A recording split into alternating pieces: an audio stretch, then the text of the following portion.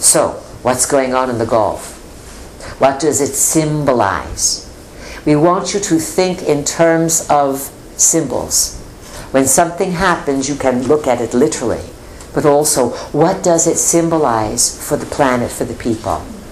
The Gulf was saying, on some level, there's an awful lot of toxic sludge coming out under the surface, and more that can't be seen that can be seen, and that things can't hold together anymore, they are leaking.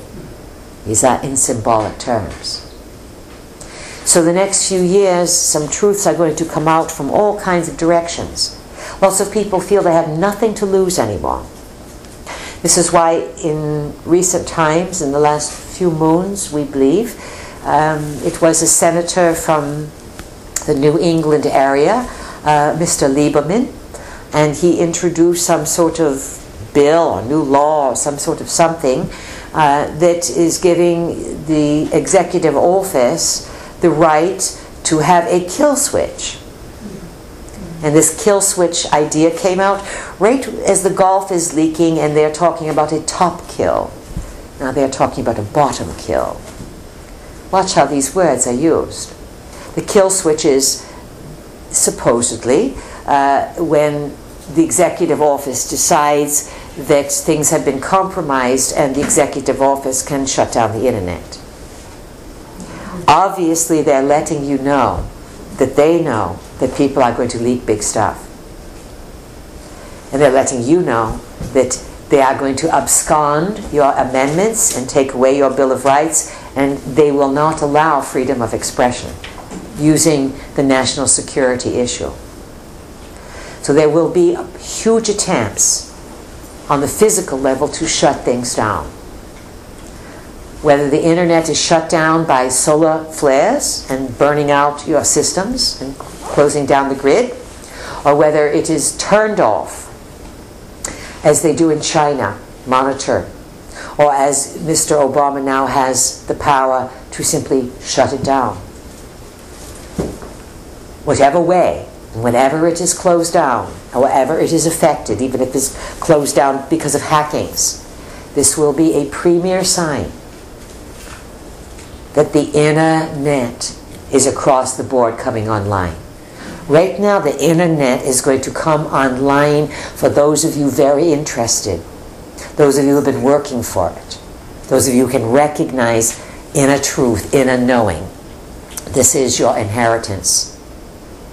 As you build it and take it for granted in the next year, you will build a tremendous thought form around this. You will have fun with it. Yes, you will know things sometimes that you don't want to know, but sometimes you delude yourself by not knowing things, and it's best to know the truth. And there will be things that you leave behind or break up because you realize that you were engaged in devious or deceitful, deceitful people, deceitful situations, and you didn't realize it. And once you realize it, you're going to have to move on down the road. It will be a double-edged sword. You will be angry at times that you have this inner knowing because you have to know things you don't want to know.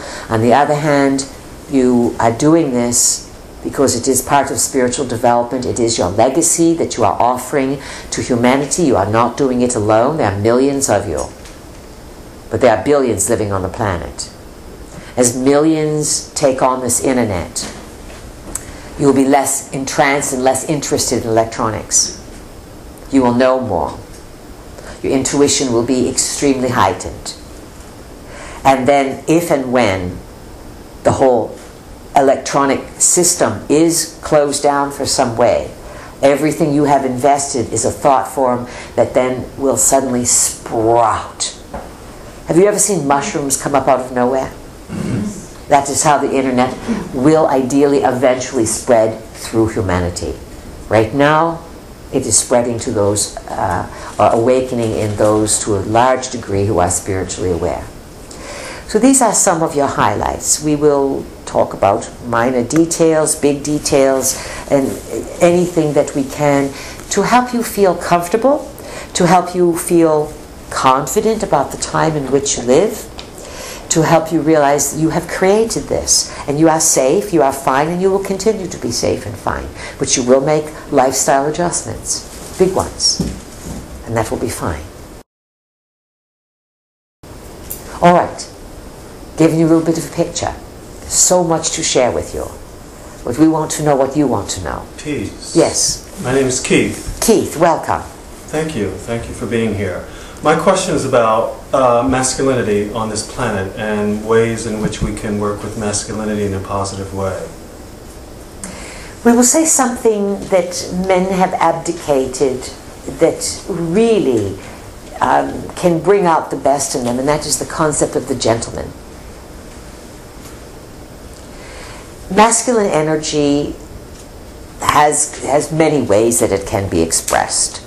And when the gentlemen, men on the planet, had a sense of chivalry, they had a sense of purpose, they had a sense of being gentlemanly and very, very tuned into manners and aware of the presence of people, it strengthened men tremendously. Because this is not about brawn necessarily and having the strength to move something, which generally is associated with the masculine vibration. There is something that men have shied away from, as if they are afraid to reach out and show a courteous courtliness to people in general. And if you look around the world, politeness and awareness of other people has gone out the window. This is in large terms a sign of a falling civilization. What else would you like to know about this, Keith? I guess I would like to know how we can get men in this culture on the planet to really begin to work in a way that we're not as destructive as we are. My sense is we're very destructive on the planet. And you are very destructive, and it has to do with something very simple. It has to do with your hormones and testosterone. Testosterone, you know, can be extraordinarily destructive. And yet it is testosterone that gives you the male vibration, that fills you out, that gives you the strength and all the things that make the man the man. And yet too much testosterone, people go crazy sexually, or they go crazy violently, or they get obsessed in war. And so for men, your problem is that you have not learned how to handle this hormone as it courses through your body. You have not learned what to do with testosterone.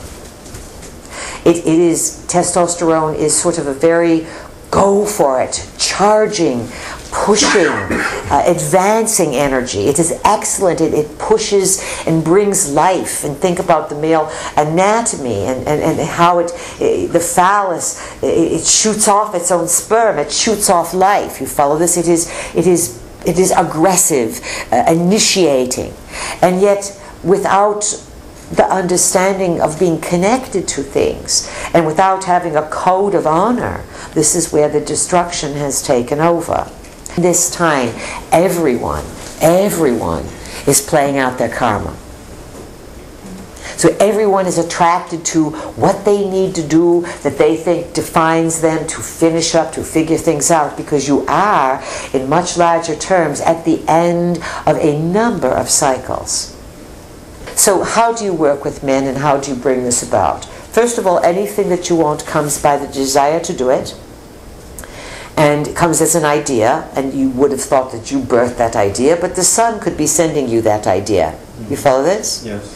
And so when you get excited about that idea and say, yes, I want this, I want men to be more constructive. I want men, I'm a man, I want to see men fulfill themselves and do something brilliant with what they are. That's a very wonderful desire, a wonderful thing to put out. And then the way to change people is to model it yourself.